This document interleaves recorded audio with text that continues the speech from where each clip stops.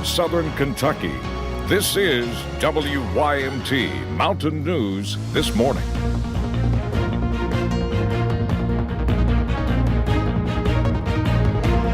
Good morning. It is 5:59 on Thursday, September the 5th. I'm Will Puckett. Thank you for tuning into Mountain News this morning. Well, today we should see those temperatures go down just a little bit, but it should be another beautiful day. Let's bring in Kelly McShane this morning for a breakdown of just what you should expect. Kelly, good morning. Good morning, Will. And like you said, expecting cooler temperatures for today. Now, it's still going to be a little warm out there, but definitely cooler than yesterday. We're already off to a pretty nice start here in the mountains. Outside of our studio, not looking at too much fog, so that's definitely some good news for folks here in Perry County. However, a little bit of fog throughout the region, so be very careful. Temperatures, though, we are in the 60s for the most part. Chilly spot is Monticello at 57 degrees this morning, but everyone else, we're in the 60s and not feeling too bad as we step out the door. Now, satellite and radar is showing mostly clear skies for us here in eastern Kentucky. However, clouds from Hurricane Dorian are knocking right on our doorstep. I'll have more details on Hurricane Dorian and what it means for us here in just a little bit. All righty, Kelly, thank you. Well, Hurricane Dorian strengthened back into a Category 3 storm overnight. It is now threatening Georgia and the Carolinas after leaving Florida with heavy rain and some flooding. But it is a different story in the Bahamas, where the devastation appears endless and a death toll currently standing at 20 is expected to rise. CBS's Hillary Lane is in Atlantic Beach, Florida, with more.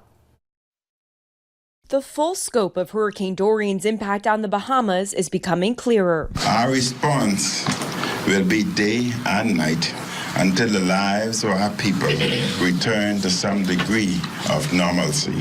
The UN says 70,000 people are in immediate need of aid. That's all of it. But relief is now starting to come in. It's incredible, the amount of outreach that I've been receiving. Tim Aylin choked up as he thought about the offers for help. During the storm, he and his family left behind a flooded house that's now in ruin. You know, we're all wearing the same clothes that we escaped this house in. So it's just really good to get that support.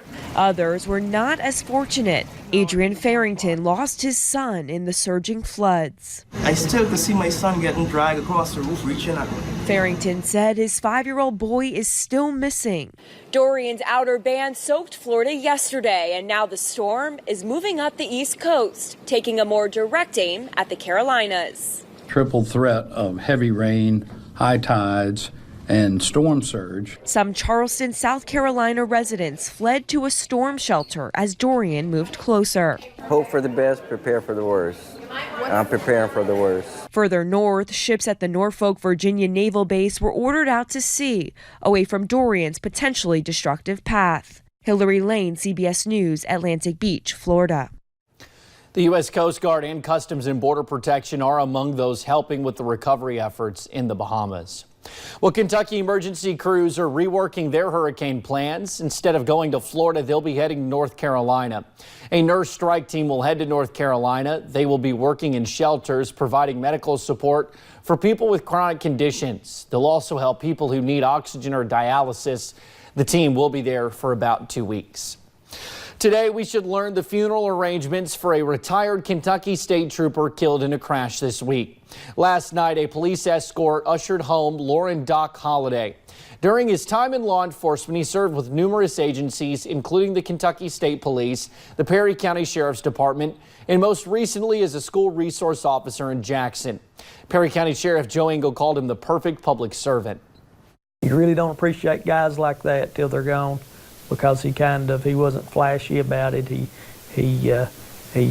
just done his job. He done it right, and he served others. Donald Lauren Holliday was 43 years old. Yesterday would have been his 44th birthday. We will pass along his funeral arrangements when we receive them. Now, also this morning, hundreds of people will gather in Pikeville to discuss the vision and future for Eastern Kentucky. The SOAR Summit kicks off this afternoon with brainstorming and an overview session. A new pitch competition will also take place. Registration is from noon until 1. The first breakout sessions begin at 2. Well, 3 months after news broke of layoffs at Sykes Enterprises in Perry County, new optimism is coming in. A contract to match those lost jobs and add even more was announced yesterday. I was there for the announcement and have more. It is an announcement that excites even the governor. This means everything. It means hope and opportunity. It brings dignity.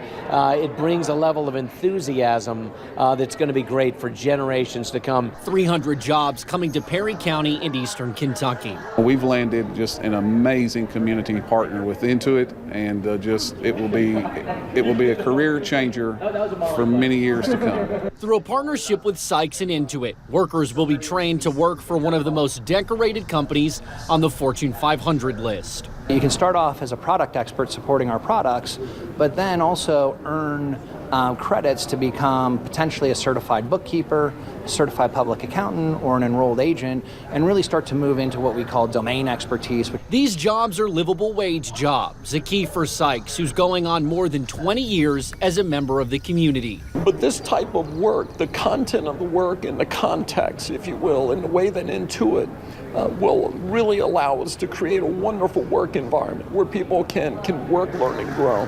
There is a similar partnership in nearby Wise, Virginia, where nearly 1,000 people are now employed.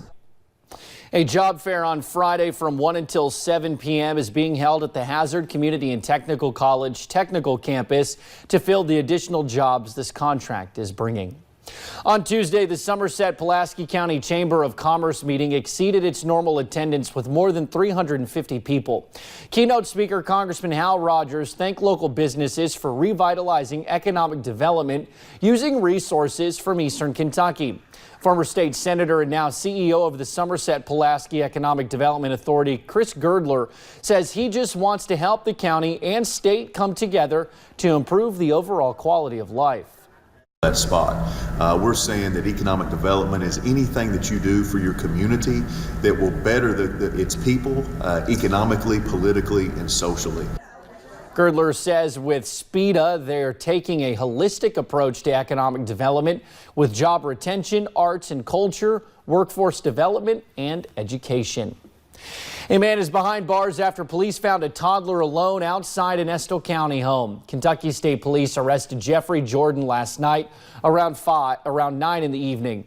Police had received a call about a 4-year-old child who had been reported missing. The child was found a yard from the home and was not hurt.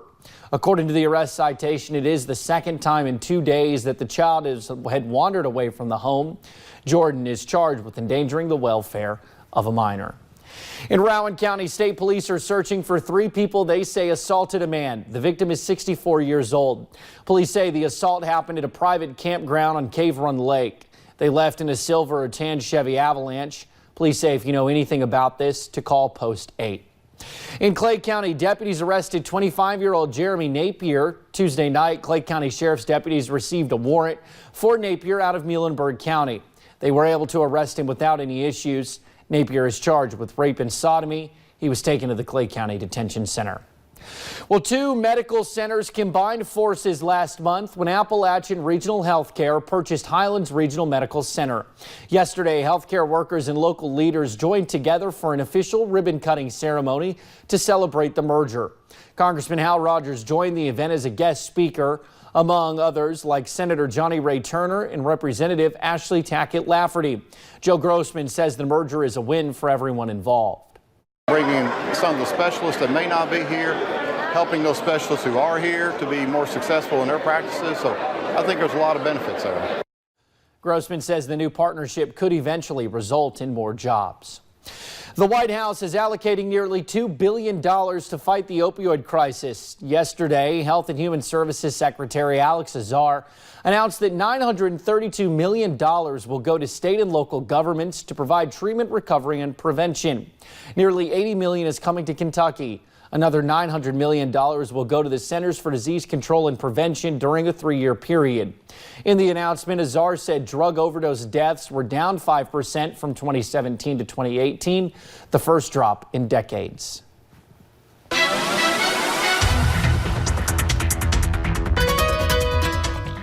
We are starting off your Thursday with some pretty comfortable temperatures as you step out the door this morning. We are looking at lower 60s to the north, mid 60s here in Hazard, 64 in Wise and Pikeville, and then a little bit warmer into the southeast, 66 in Harlan, 66 Middlesboro and Jacksboro at 68 degrees this morning, and into Harlan and Bell County as well as southern Letchern County. Be very careful because we do have less than 1 mile of visibility out there, so use those low beams if you do run into any of that patchy fog. For this afternoon, temperature is going to be very comfortable into the upper 70s to lower 80s, and we'll see a mixture of sun and clouds. And what does Friday night forecast and the weekend forecast hold? I will have those details here in just a little bit, Will. All righty, Kelly, thank you. And thank you for joining us on Mountain News this morning. More news is on the way. An iconic Hazard building is opening its doors to everyone. The Goose House. Yep, that's a mother goose. Hear all about it. Plus, police in Ohio make a shocking discovery during a traffic stop.